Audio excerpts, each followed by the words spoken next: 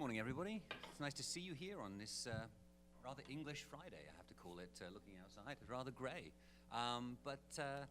It's lovely to see you here. I know a lot of people have already taken off for the long weekend, but we thought that it was important, in addition to our online presence here at the Wilson Center, and I do urge you all to refer to our page on North American Affairs, in particular NAFTA, to see all the things that we've been doing. It's been a hectic year and a half, really. We have been incredibly productive in putting out information. But we wanted to do this in-person meeting today so that we could have a little bit more interaction. Wanted to bring in experts from the Wilson Center and our good friend Kelly Myman. It's great to have you here, Kelly. Thank you so much for joining us. I'm not going to read out their bios. You have them in front of you. You pretty much know who everybody is, but we have Kelly with us. We have Ambassador Tony Wayne, who is a fellow here at the Wilson Center and also the co-chair of the Mexico Institute Board, and my colleague Laura Dawson, who is the director of the Canada Institute. And I'm Duncan Wood. I'm the director of the Mexico Institute, which is I'm eternally grateful for, I have to say. It's a great, fun job. And we get to talk about things like this, the United States-Mexico-Canada agreement. First thing that I would say is it's interesting that for a free trade agreement, free trade isn't mentioned anywhere in there.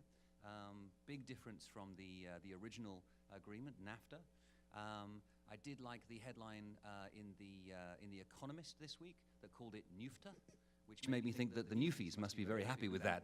If they could only adopt that, have Newfoundland in a free trade agreement. But I want to begin by asking our panelists a very general question. I want to ask them what their impressions are. And I want to start with you, Kelly, if I may. You have, if you hold up your wrist, you can see she's wearing a little wristband there, and it says, what does it say, Kelly? NAFTA 2.0, I got them made 2 weeks ago. It could have been worse. There you go. They stayed in a curated Ziploc bag on my desk until the deal was trilateral. So, Kelly, that sums up how you feel about this agreement still? It does. Or, yeah? It does. No, I mean, here's what I would say. For a wide swath of U.S. industries, and I'll try to speak from the U.S. perspective, having the preservation of the North American common market was critical. Agriculture, manufacturing, autos, we simply, as an economy, are so integrated that disentangling that from a tariff perspective would have been devastating. The fact that it's enforceable. Those of you that followed it closely will remember that at times USTR was flirting with having the dispute settlement chapter just be a suggestion, like it used to be under the GATT. It's not. It's enforceable. And then we have some modernization under it, which primarily is warmed over TPP.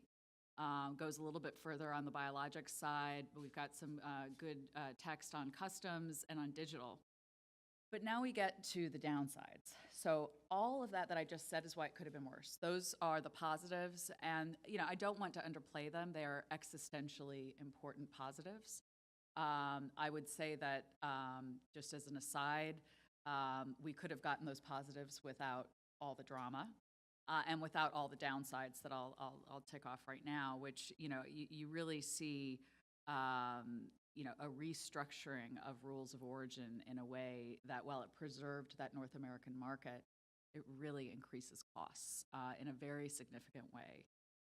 How that cost is going to be passed on to consumers is still unclear, but how that cost is going to impact U.S. competitiveness absolutely is clear.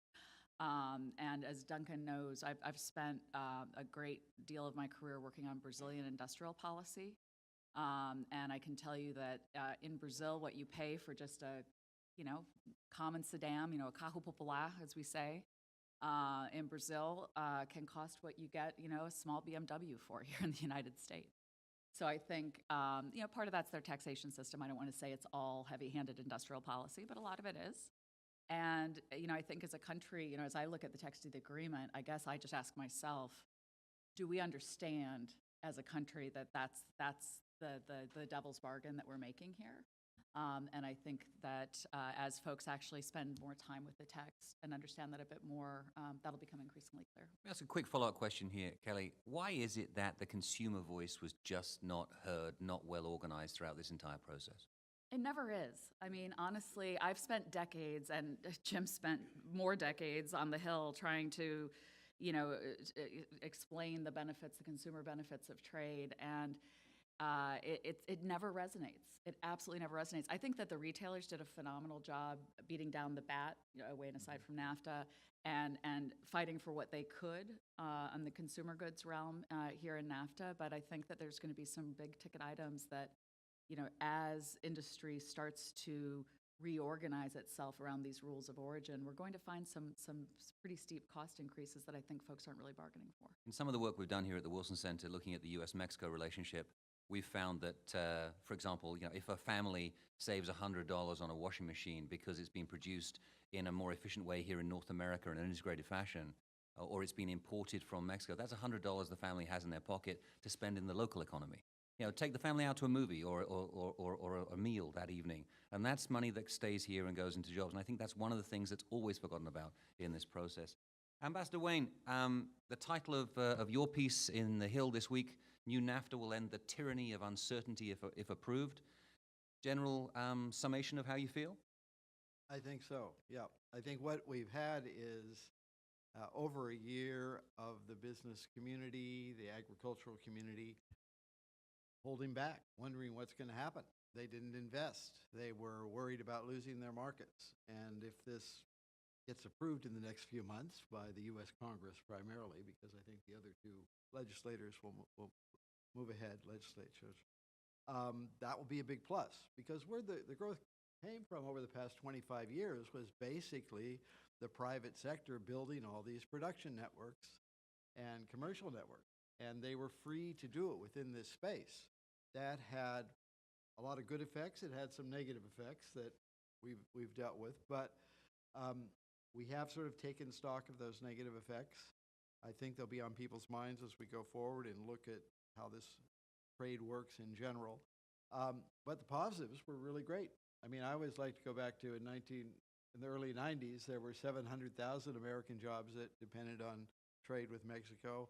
2015, there were 4.9 million. That's a big shift in economic relationships in people's lives. So hopefully we can now get back as we move through this, and I agree fully with Kelly's comments on the positives and the negatives here. We really do have to understand what the costs are of this new agreement much better than we do right now. But we can also start shifting back to actually building more, better, more efficiently, not only for our consumers, but to compete in the world. There's a lot of tough competition out there. There is China, but there's not only China. There's all sorts of other people producing stuff, and North America, by working together, has been much more competitive. Thank you, Ambassador Wayne. Laura, I think we've all been through a rather schizophrenic relationship with this negotiation over the past 14 months or so. It's been ups and downs. At the end of it all, are you feeling positive? Are you feeling as though it could have been worse? What's your take? Yeah, that's exactly it. I mean, Kelly's bracelet is there. It could have been worse. There's a National Post Canadian newspaper cartoon there with Trudeau holding up the agreement saying, "Hooray, it's not terrible." And that's where we are. And I think, media have short memories. In Canada, anyway, there's a lot of attention on the things that are contentious, the things that are problematic, the things that Canada did not go far enough on or went too far on. For most of these negotiations, the negotiators were operating under the threat of the agreement, the plug being pulled on the agreement at any moment. That it would be fundamentally undercut in so many ways. And so things like the fact that we have status quo on Chapter 19, the Trade Remedies Review, status quo on government procurement, status quo on labor mobility, that's actually three incredible victories for Canada. But the chattering classes are saying, "Oh, how come you didn't do better? You didn't get what you promised in the beginning." To echo what my panelists have said, I would say about 50-60% of this deal is some pretty good modernization elements. And if you like the TPP, you'll love the USMCA because it looks a lot like TPP. And it was a way for the U.S. to bring in elements of the TPP that they lost in the CPTPP. I hope you're all trade people or else you've just lost on all these acronyms. But the TPP partners, once the U.S. left, said, hey, we don't need all of this intellectual property stuff anymore. And they watered down a lot of the provisions of the CPTPP. So now they're back in through the USMCA. Are you following me so far? So things like data protection for biologics and the longer copyright and movement to, I think we've got notice and takedown, although that's for internet violations. In Canada, notice and notice actually works because Canadians are very polite. So we've got the modernization elements, and I was talking to the Canadian negotiators yesterday. I said, what are you really proud of in this? He said, well, the modernization elements at the border, the customs facilitation, the regulatory, makes a big difference. Origin certificates used to have to be faxed to the border. Does anybody have a fax machine in their office? The fact that they're actually going to use iPads and electronic devices is a huge win. And then we've got this sort of don't know what they're going to do elements, the wild card elements. In the 1988 Canada-US Free Trade Agreement, Canadians were convinced that Americans were going to come down and take over Canadian schools and hospitals because of trade and services. Everybody knows you get a trade and services agreement, next thing you know, the Americans are owning your kindergarten. Didn't happen. 1994, we got investor-state dispute settlement, and again, Americans were going to own the kindergartens and the Great Lakes. Again, didn't happen. The proportional access clause of the 1994 NAFTA, which dealt with oil and water, very scary. Nothing ever happened, and they got rid of that actually in the new USMCA. So there's some things planted in this agreement that we're just not sure about. One of them, which concerns me, is the continued use of 232s to hold the auto deal in place. That reverting to the WTO MFN rate would be the logical option that everyone would have used if they didn't like the NAFTA terms. But in order to hold the NAFTA terms in place, the 232s are going to 232s on autos are going to have to be used to discipline over quota rates. So that concerns me, that national security tariffs may become an institutionalized part of American trade policy. And then, I don't know, what is it with 32s? We got 32 chapters in the deal. We got 232s, Section 232s, and Article 32.1 is another problematic element. I'm not sure I'm as worried about this. 32.1 is the China notification element, that if you are going to do a free trade agreement with a country that has been designated as a non-market economy, and I love the acronym here, NME, an enemy for trade remedies purposes. So that's the Commerce Department that would distinguish that on a case-by-case basis. Then you have to notify and consult and could possibly trigger U.S. withdrawal or dissolution of the agreement. But the Canadian negotiators say, look, we've got a 6-month trigger clause in this deal anyway. This is a 6-month trigger clause. It just is for a reason, and it doesn't necessarily imply that negotiating with China is going to trigger this 6-month notification. It's a transparency requirement, and that's how the Canadians are looking at it. So maybe problematic, maybe not. It's an exciting day. Final point, 32 chapters, 3, I would say, City of Calgary phone books.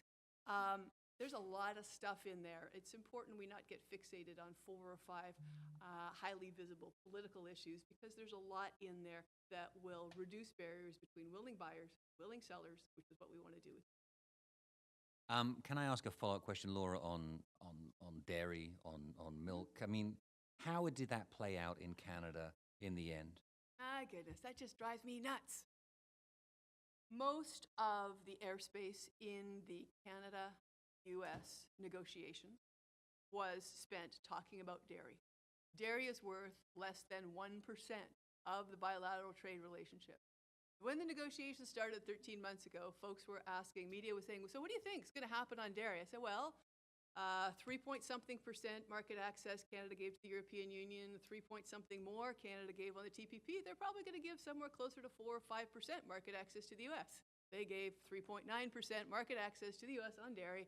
And also because Donald Trump had done a lot of speeches in front of Wisconsin dairy barns for farmers who had access to this one specific class of milk, Class 7. Every school child in Canada knows what Class 7 milk ingredients are now. That was also, that loophole was reopened, however you want to describe it, American market access to Class 7 milk was reopened. We predicted this 13 months ago, and after spending hundreds, thousands of hours discussing it, that's what we ended up with. So was that something that Canada wanted to hold on to the very last minute in order to be able to get Chapter 19? Was that the quid pro quo? I mean, obviously it was more complicated than that. But I had a conversation with a colleague recently, and he said to me, look, it's clear to me that Mexico and Canada negotiated this in very different ways. Mexico seemed intent upon saving the agreement, not at all costs, but were willing to be a lot more flexible. Canada seemed to want to out-negotiate the United States. There are certain issues in Canada that, for political purposes, had to be the last issue discussed. Dairy was one of them. They couldn't be making any concessions on dairy until everything else was on the table. If for nothing else than for political optics, because all dairy cows in Canada speak French. So that had to be, the last thing, the bottom line. They weren't going to do that first. I'm not sure about the Chapter 19 dairy trade-off. Chapter 19 was a different thing. I think the Canadians and I were surprised as hell that they got Chapter 19. That happened last Sunday night, and I think the Canadians were out dancing a little jig in front of the Prime Minister's office, because it was a surprise. I think they expected an instrument that would be somewhat effective, but not as perceived as interventionist. So, Tony, I want to come back to you. I want to talk about some of the specifics with you on dispute settlement with reference to ISDS. How do you see that has been weakened? How important is it that it has been preserved? Also, I'd like to ask you about the labor and environmental provisions in the new agreement. Well, I think for those U.S. companies in Mexico in energy, infrastructure, telecommunications, and one other sector that's covered still, they're very happy that it's still covered. I'm waiting to hear if there are going to be others that are coming out and saying, no, we're quite worried about this. Already several observers have come out and said this is just bad in general because you're doing away with dispute settlement with Canada, and we don't have a norm for dealing with other countries in dispute settlement, which has been tremendously important for investors around the world, including U.S. investors around the world. It would be good to know what the approach is going to be in a broader agreement where you don't know the two countries, they aren't as close. Clearly, it was recognized in Mexico that there are still improvements hoped for in the judicial system in Mexico, and thus it made a lot of sense where there is big long-term investment going on, as we have with billions of dollars in energy, in telecom, for example. Infrastructure is the other one where there may be. It does make sense to have a way to deal with this. Having had a number of cases come to me of companies stuck in the Mexican courts, I can understand why they wanted to have this.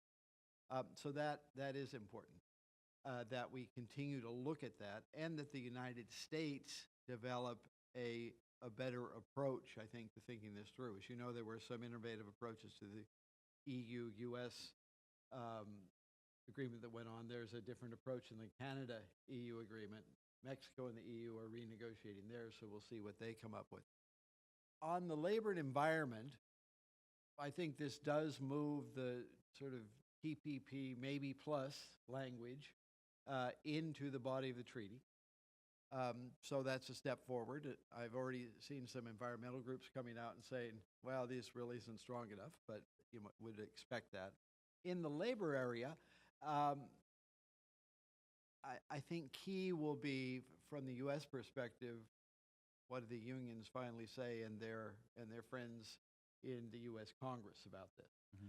The coincidence of events is that the new incoming president in Mexico has promised to strengthen labor rights in Mexico, their bargaining rights, their presence, as part of his campaign agenda. And so that fits with, to a degree, overlaps with the desire of unions and others in the United States that there be stronger protection here. It is said that this is enforceable in the treaty. I will add, I have not yet read that section. I have you, Kelly? and here's what it says. It says that the treaty will not enter into force until Mexico legally allows for collective bargaining in Mexico, and the deadline that's given is January 1st, which sounds kind of fast to me, but I'll leave it to you Mexico experts to tell me if that's fast. There's actually legislation sitting in the Mexican legislature in the old one that could be reintroduced in the new one that could meet that goal. The key is, does it get implemented? And there's also legislation that's been introduced by AMLO's people, which seeks to reduce the power of union leaders and transfer power back to the workers themselves, which sounds contradictory, but it's really not, because, of course, one of his goals is to weaken the old unions that were controlled by the PRI. So something along those lines is doable in a Mexican context. And since the new president has an overwhelming majority in both houses of Congress, that could, and in the state legislators, in case it needs a constitutional amendment, you could do that. So labor, environment, dispute settlement. What was the other one? Oh, that was it. That was That it. was it. All Just right. as one little addition to the ISDS conversation. When I first saw the agreement, I thought it was very positive. And then a colleague recently wrote to me and he said, have you thought about the implications for the energy sector beyond just oil and gas exploration? And I said, what do you mean? He said, well, look, you're covered in your relations with the state. But are you covered as an investor in your relations with state-owned enterprises? So if you're enter into a deal with Pemex or with CFE in Mexico, do you actually get the same coverage? And a lot of people think that actually you don't, according to the text of the treaty. Of the ISDS chapter. I haven't looked at that specifically, to be Because honest. I need it's to. very focused on actual relations with the state itself and Yeah. doesn't specify state-owned enterprises, which could create a rather large vulnerability. Yeah, that'd be a huge And carve we out. should also mention that the only text we have available is the USTR release text, and the Canadians will remind us that at the top of every page it says language may be Yes. changed for clarity or political purposes. And the Canadians have said, for example, on the auto sector, they agree with the broad principles, but they have not actually worked on the line by line. So this is still an American Right. text yet to be fully hammered out. And they'll probably refresh it. I mean, that's what they've done in the past is, as time goes on, because the numbers that were posted in the auto section, for example, on Sunday night weren't the ones that were agreed. I mean, there's a lot, this was done really fast, which Right. isn't uncommon. It's Oh, it's uncommon to have this much that's not finalized, but, Yeah. there'll be room to improve for sure. Kelly, you brought up the autos. I wonder if you could talk to us a little bit about the specifics of that and how you see that as a good or a bad deal. You've already talked about regional and regional content and what that might do for the consumer. Yeah, But exactly. and then if I can ask you as well about questions of IP. Laura made a mention of that earlier on, but maybe also digital trade. And we haven't really talked about the sunset clause yet. And let's put that on the table. Is that necessarily a bad thing to have it in an agreement? Yes. It was definitely weakened in that it's got a 6-year review period and then a 16-year reset clause. I confess I've read that text no fewer than a dozen times, and how the 6-year inflection point connects to the 16-year reboot is completely unclear. So I don't claim to understand how that works and hope they'll work that out in the legal scrub. One thing I will make reference to that we haven't talked about yet is the exchange rate chapter, which is not terribly relevant to Mexico or Canada, but was a huge shot across the bow to our trading partners in China. I can tell you the Japanese that are currently negotiating with the United States are incredibly concerned about that. There's nothing in there that will, of course, give Mexico or Canada any heartburn. And it's essentially what was agreed to in TPP, with the exception of the reporting requirements are more frequent, and there's something called a macroeconomic committee that will meet on a fairly regular basis. I forget, it's within the first year is the first meeting, in order to do checkpoints on this. The piece in this chapter that does worry me a bit from a Mexico-Canada standpoint, that maybe I'm just obsessing over it, but because not a lot of people are talking about it, but there is a new reporting requirement on a quarterly basis to report on import-export flows. And given this administration's focus/obsession on trade deficits, having that data compiled, there's no link to the sunset clause, but just knowing that during the negotiation that was talked about a lot, that the litmus test for whether or not it was a good agreement would be trade deficits, that just having that data as part of that process just makes me a little a little bit nervous. As far as the autos, returning to that question, I mean, here's what I'll say. The market was preserved. I mean, I stick to that. That was mission critical. Does it increase the cost of a car? Absolutely.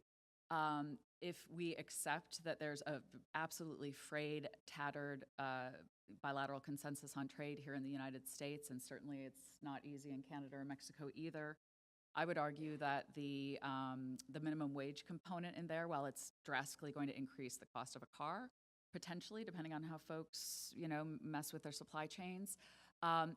As far as a consensus building element, it's actually pretty compelling. It's a pretty creative way to try to encourage wage increases. I think, though, that's one indicator or one element of what this administration is going to try to sell to Democrats as they're bringing this deal to the Hill. The fact that ISDS was weakened is another aspect. To my mind, having also worked on a ton of ISDS and CID or ICSID cases over the years, the idea behind the limitation was we want to limit to people that have to be here. So in other words, not a widget factory, right, where you can put that anywhere. How you could then on that list exclude extractive industries. The last time I checked, you got to go where the gold is, get the gold out of the ground. Financial services, which always are regulated locally, and where regulatory takings are not uncommon, not necessarily Mexico or Canada, but from a precedential standpoint. And the last one that's a stumper for me is agriculture. I mean, you got to put the seeds in the ground, and if you're growing in Mexico, you're putting them in the ground in Mexico.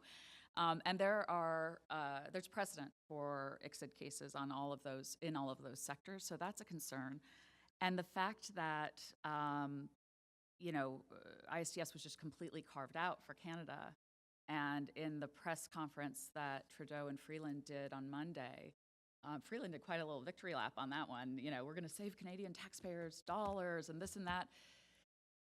I half thought that she would refer to the CETA mechanism on investment, which we're trying to figure out how that's actually going to work. But it was more of a victory lap on we have no obligations at all, which I think from a U.S. private sector perspective was somewhat concerning because investment protections are important to the U.S. private sector. The other aspect that the Canadians were able to get carved out, which is relevant to a number of different sectors, is government procurement. Well, the good news is that the dollar-for-dollar proposal that the United States had on the table did go away, which would have been disastrous for market access. So that was preserved for Mexico. That's great. But in Canada's case, we're relying on their obligations under the WTO government procurement agreement, which just from a structural standpoint for us trade purists makes us very nervous that you don't have all the obligations in one agreement, number one. Number two, I don't know about you, but I'm not 100% sure that President Trump loves the WTO GPA. And I am not loving that we're getting our obligations with Canada only through the WTO GPA. And I'll leave it at that. Please. A couple of those things. I agree fully on the WTO GPA. I mean, it's having the status quo or no losses on GPA, not getting the dollar for dollar on procurement is considered a win in Canada, but it's really not, because reverting to the WTO GPA is a somewhat worse and less transparent system. So there's that. But on the issue of sunset clause, I agree, Kelly. It seems like it's better, but it still provides a number of opportunities to throw sand in the gears at the 6-year point, at the 16-year point.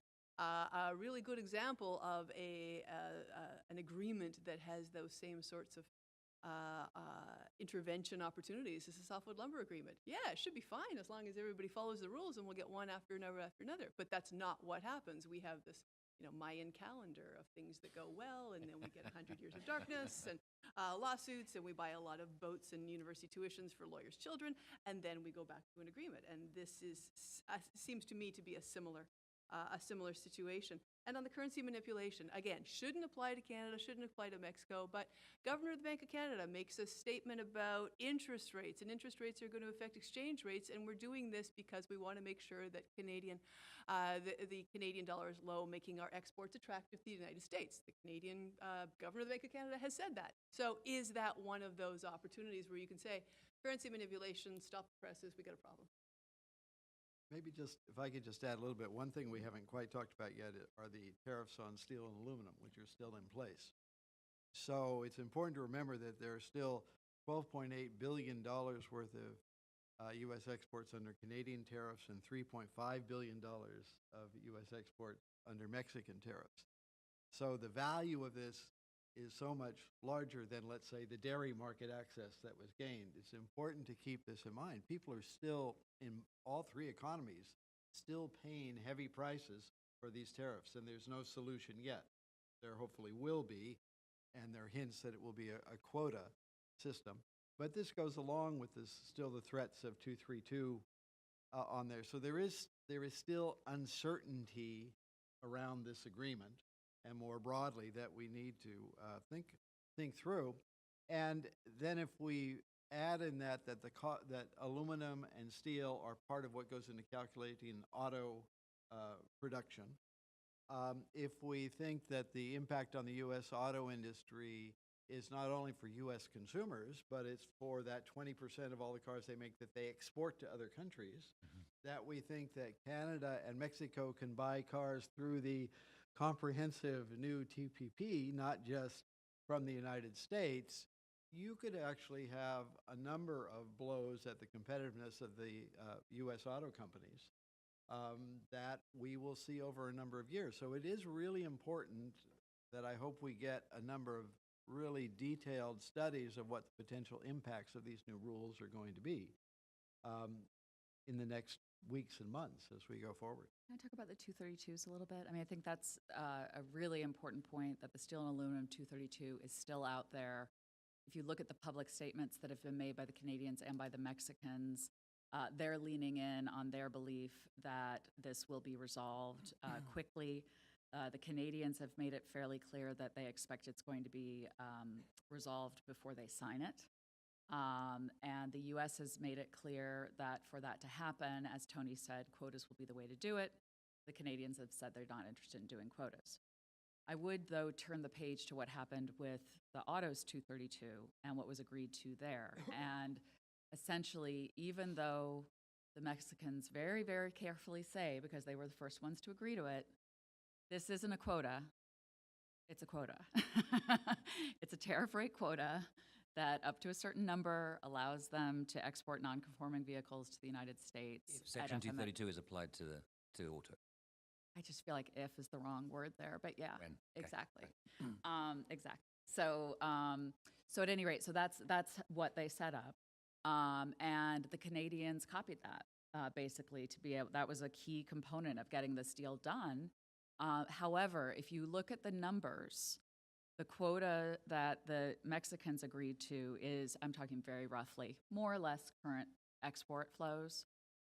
For the Canadians, it's a huge delta. They're never going to use that number. So as I think about what's going to happen on steel and aluminum, I wonder if they could do a deal kind of like what Argentina did, which is how Argentina got out of the 232, was they did a quota, but here's current exports and the quota's here.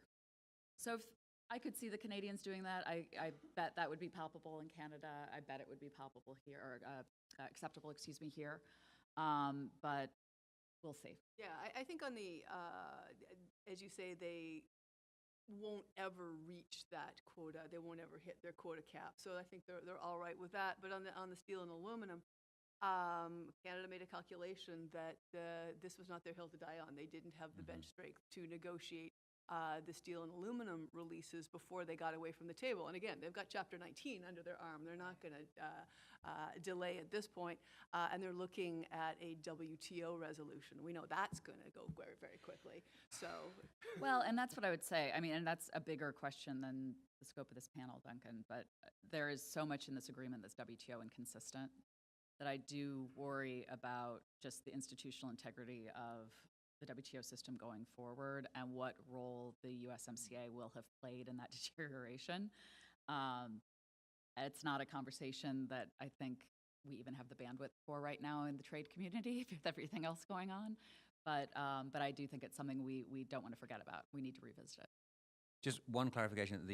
In Mexico City last week, Eduardo Solis from the Mexican Automobile Manufacturers Association said that the 2.4 million vehicles that they're allowed under the new cap, which ended up being 2.6, I think. 2.6 they increased it to, right.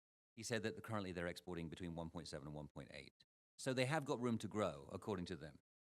And so I think that that was their logic as well from the Mexican side, is to say, you know what, probably by the time that we were to reach that cap, there'll be a new administration in place anyway, and hopefully we can negotiate some kind of end to this. Yeah, I think globally you're seeing a lot of acquiescence and acceptance of bad policy to just kind of survive right now. Really the Europeans, after this deal on 232, I mean, so far there's been two ways to get out of the autos 232. Quota, which we have the Mexico and Canada cases for that, or start a trade negotiation. And Europe and Japan have theirs going on, and Europe's isn't going very well because they don't want to talk about ag. So, it's making people feel, that's why I say if might not be the operative word. It's making people feel pretty exposed right now, just given the precedent. Something I'd like to share with everybody in the room is that, and I hope you don't mind, Laura, if I say this, but the Mexico Institute and the Canada Institute will actually be beginning a project next year where we will bring together stakeholders to do a review of the new agreement, beginning at 1 year, 2 year, 3 year, 4 year, so that by the time a 6-year review comes around, we actually do have some nonpartisan analysis that we can put on the table. Because if we wait until 6 years and we're all scrambling around again, sort of saying, no, it's been good, honestly, I think that would be a huge mistake. And we've also just commissioned a report from an auto sector veteran who's going to look at the immediate effects of the USMCA or USMCA on auto sector jobs, competitiveness, and exports. What does it really mean? So, time to take questions from our audience here today. Who would like to lead off? Please, if you don't mind introducing yourself. Sorry, the microphone's coming around, yes. Oh, because it's video. I caught our staff by surprise, sorry. Thanks. My name's Anshu, inside U.S. Trade. What's the first question with you guys? Well, hey, we do what we can. They're inside U.S. Trade, Yeah, come on. Exactly. They got it right every day. The question that I've been just kicking around, I guess, and I'm curious to get your thoughts on this, is just like, why now in terms of getting to an agreement, right? I mean, we've had 14 months of pseudo deadlines, right? Like, it was supposed to be done last year, then in March, then before the Mexican election. And, the auto tariffs threats, but President Trump's been threatening auto tariffs for months. Last Friday, we were all thinking they were going to release a U.S.-Mexico bilateral, and then all of a sudden there was this, scramble negotiation, and we have a trilateral text now. So I'm just curious, in your opinion, what was it that allowed them to kind of make this breakthrough and get the deal? I mean, there's always made up deadlines, right? I mean, any negotiation, Congressman Colby, how did you ever get budgets passed, right? I mean, made up deadlines. Sometimes they were real and sometimes they were made up, right? But the key opening at first was Mexico, was the election in Mexico. And this set up a window under which the current president had an interest in finishing the agreement before he left office, and the incoming president had an interest in it being done before he got into office, so he could focus on his domestic reforms and have a certainty in relations with the country where they sell 80% of their exports. And I think that opened up that window for the Mexicans and the Americans to negotiate. And the Americans saw that. They said, yeah, let's start talking more intensely to the Mexicans. I don't know that the Americans, just cynically, if they cared as much about having EPN be the one to sign it, as much as they cared about having a good talking point for the midterms on trade, because the agricultural retaliation has been so painful on 232 and 301 for them.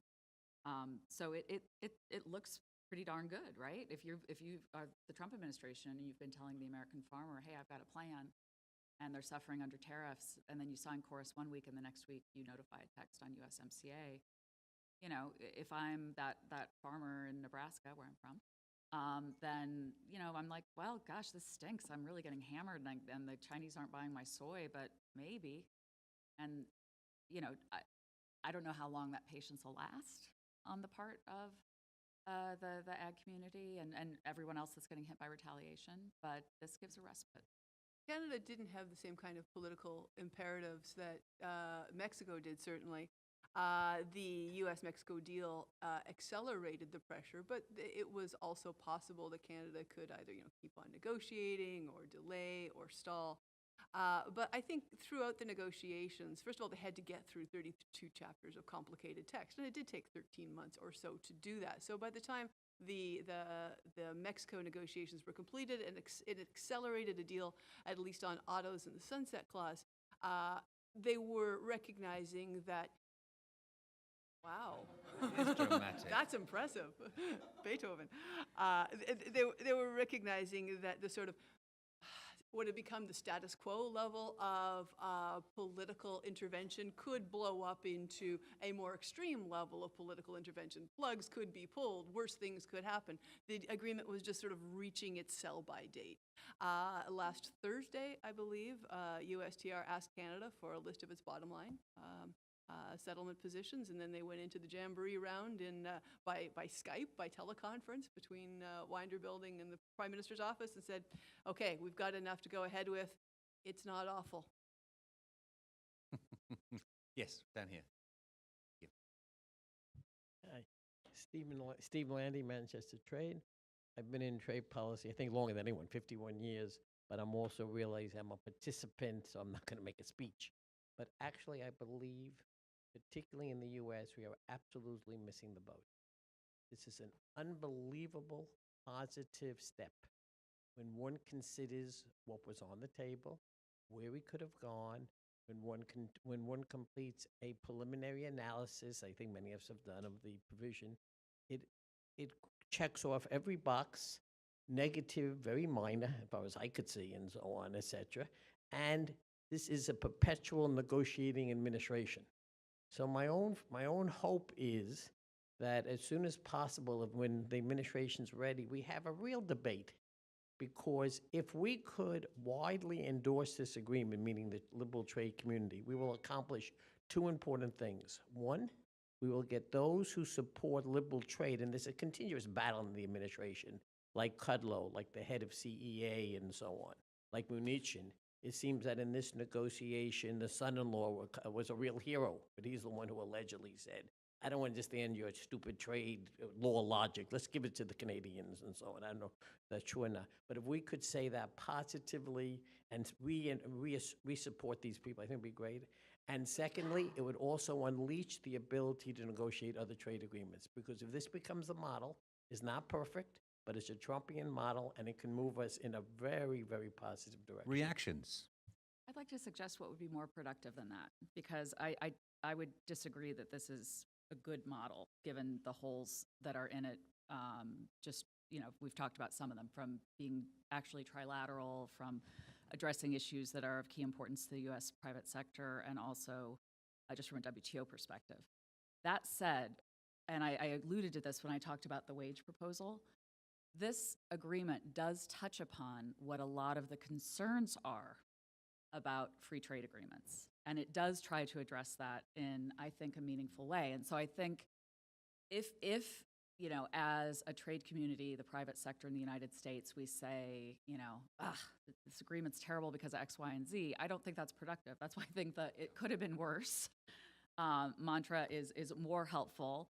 And I like what you said about this is a constantly negotiating administration. So, those items I ticked off on ISDS that are excluded, that are meaningful, Lighthizer hates ISDS, I know that, but I mean, these are real U.S. interests. I mean, this isn't just, pie in the sky stuff. So, picking up on those conversations where the gaps are, I mean, not being, disingenuous about where the gaps are, keeping that real, keeping those issues on the table, but then also recognizing that the whole reason that this NAFTA renegotiation was a solution in search of a problem, because we had already renegotiated NAFTA and modernized it under the TPP.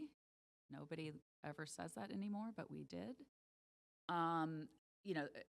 The reason is because of the breakdown in consensus on trade. And the breakdown of consensus on trade, as everyone in this room knows, isn't all about trade. It's about, people being underwater in their homes and not being able to move to where the jobs are. It's because people can't pass drug tests. It's because people don't want to move from their communities and because they need job training, to name a few. So if we can use this platform as having kind of ripped the Band-Aid off of all of us being like, trade's great, when a lot of America doesn't feel that way, and we can say, all right, this addressed some stuff, but here's some other things we need to address, and actually address some of these economic churn and job training issues in a meaningful way, that to me would be taking the momentum from this agreement in the positive direction. Just my own view. Yeah, go ahead, Tony. Okay. Go after you. All Go right. ahead. A positive and a negative element. I mean, you're absolutely right. The consensus on trade is definitely been fractured. The really negative thing, I think, from a global perspective and from a Canadian perspective, is Canada threw its lot in with the United States as the rules leader, as the norms leader. So the Canadian commercial policy regime and the Mexican commercial policy regime largely reflects U.S. rules and norms. With the U.S. absenting itself from global rules leadership, it means that the rest of us are drifting. And even though it is a negotiating administration and a negotiating country, I think people are looking and saying, well, where's the leadership? Who's serious in this administration that actually understands where the global trading system could and should go? The upside, though, is 6 months ago, Canadians were cheaters and American and Mexicans were criminals. And now it is the best agreement ever with the United States' two greatest friends. So the narrative on North America and what is possible within North America has changed within a matter of 72 hours, and there's an opportunity to take advantage of Can I just follow up a little bit on that, because I think it's a question, and Tony, just on the collateral damage of all of this. One of my favorite cartoons of the week was President, there's a stack of blocks spelling out trade. TRADE, you've probably all seen it. President Trump comes along, knocks it over. Freeland and Lighthizer build it back up again. Waharda wasn't in the cartoon, unfortunately. I assume it was a Canadian cartoon.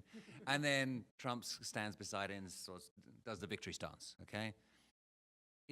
Did he solve a problem that he created, and what was the fallout of that? Because, Laura, you wrote this very emotive piece for the Wilson Quarterly. Yes, I needed my Kleenex when I read it. No, but about how it impacted upon you. This whole process of a fight between Canada and the United States, when you had always believed that the United States and Canada were necessarily going to be allies, partners, friends. Where did the relationship stand at this point? Very much a loss of trust and at the individual level. Now, Canadians will say, we have Premier Gordon Campbell here. He may want to chime in as well from British Columbia. But a loss of trust, a loss of faith, not necessarily with the American people. We're all still cousins and brothers and relatives, but certainly with the administration and boycotts in Canada. We're not going to travel to the United States. We're not going to buy American products. We've gotten through tough times before. We've gotten through major rifts between the leaders, but it's not solved overnight. And I don't think Canadians are going to be as quick to jump into relationships with the United States when Charlie Brown and Lucy's going to pull that football out just as soon as Charlie Brown comes up to take the kick. We don't want to be that patsy, Tony. Well, let me add two different perspectives here. One, actually, the people in the United States have changed their views on trade pretty significantly over the past 2 years. You can look at a whole range of polling data that shows NAFTA, before this agreement was reached, was more popular than it has been in this century. And similarly, international trade is seen as benefiting the United States by over 80% of the people polled. This Chicago Council on Global Affairs just came out with this report. So all of this debate about trade, you're right, there was a lack of consensus, but it's actually pointed out to people, boy, this is really important to me and my job and my cousin's job and everything we're doing. Maybe this doesn't make a lot of sense, what was happening. It doesn't take away from the problems that are there, and I agree fully with Kelly's point that we should now look to this forward agenda. And in fact, I'm going to recommend to all of you that you look at the workforce development agenda for North America that the Wilson Center did, because it is basically arguing we should now be all working together to meet the challenges that are coming down the road with all this new technology and global competition in front of us. But then the other side of it is exactly true.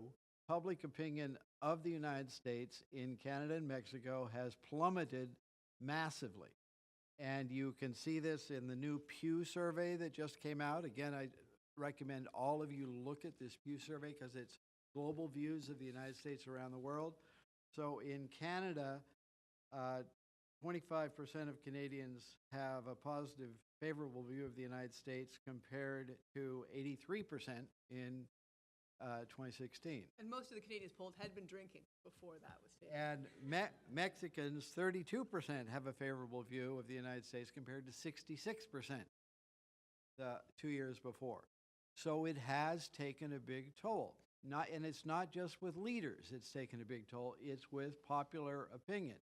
So there is a lot of work that should be done to rebuild that confidence, because we don't just trade with our neighbors, we protect ourselves with our neighbors. We do all sorts of other things with these two neighbors. They are vital partners for us, and it is dangerous to have that much animosity toward the government of the United States. And I agree with Laura, it's not toward all Americans, but sort of what is the United States?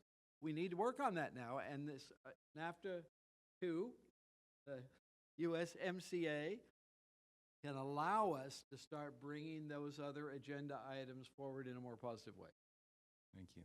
One point that I'd just like to emphasize, which is that, and some of you may have heard me say this many times before, but when President Trump was inaugurated and immediately attacked Mexico, I recognized that this was absolutely the best thing for somebody who runs a U.S.-Mexico relations think tank. So I've always maintained that Trump is good for business from our point of view. And I would say that in a similar way, this whole process has forced so many people to come out and defend NAFTA and free trade in a way that very few people were willing to beforehand. And NAFTA ceased to be a four-letter word. Now we got rid of it out of the name of the new agreement. But the fact is that I think a lot of people are going to be calling it NAFTA 2.0 for a long time. And the fact is that everybody, or a lot more people now recognize how important relations with our immediate neighbors and more broadly in the world are, because all of a sudden it was put on the line. And I'm seeing skepticism down there on her face. Tell us.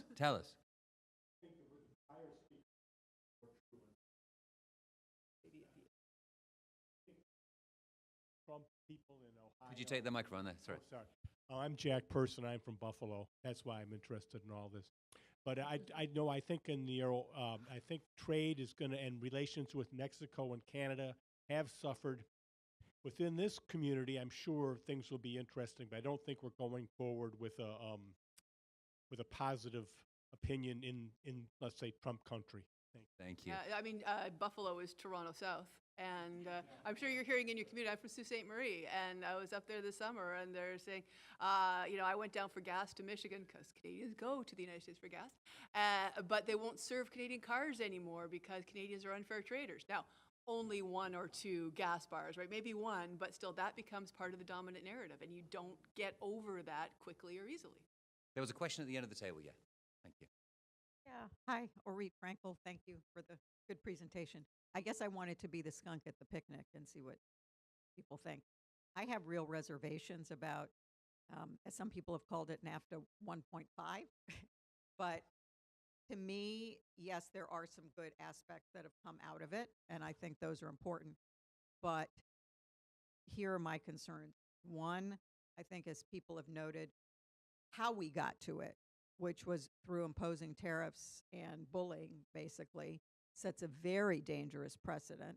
I mean, look to China, look to relations with other countries, and is that our new that is our new strategy now? I mean, basically, the administration has shown that yes, we can bully people into an agreement, and I think that's an extremely dangerous precedent. I think a lot of the agreement, frankly, is managed trade. Mm-hmm. And I think that's a very dangerous precedent. And then I think, Kelly, as you mentioned, the WTO violations are a dangerous precedent. So when you put all that together, I think, yes, there are good aspects, but I worry that it sets up a very dangerous precedent on a lot of levels. And I guess I wonder, you know, is it worth it, really? And I just put that out there. Thank you. Set the terrible precedent. Yeah, Um, and that's a huge concern. Of mine too. But I don't think, given the president that the American people gave us, I don't think we had a better option. And given the way that he approaches trade policy, I don't think we had a better option. We had to preserve the integrity of the North American market to preserve American jobs. And We- I don't know that there's any other, I mean, there's no other option. But then you can withdraw. And personally, I think he may still withdraw to get it through the Congress, even potentially trying to get it through in the lame duck. So this roller coaster is not over, in my opinion. And to my mind, the sooner we can get it through the Congresses in all three countries, and then work about, improving the things that need to be improved in it. And then, I mean, you're basically making the same point I made, which is we're going to have to at some point figure out how we fix the institutions, because this was institutionally damaging. The clock on the wall, or on Laura's phone actually, says it is 10:01, which means we're over time. Before we close, I would like to call upon Kelly. You brought up a very big issue earlier on, which is, where is all of this going in terms of the WTO and broader trading relations of the United States with the world? I think that we should work together soon to put together an event on that issue exactly. I think that would be terrific. Thank you for being here today, Kelly. Ambassador Wayne, Laura, thank you very much for being with us. And all of you, thank you for participating in the conversation. See you again soon.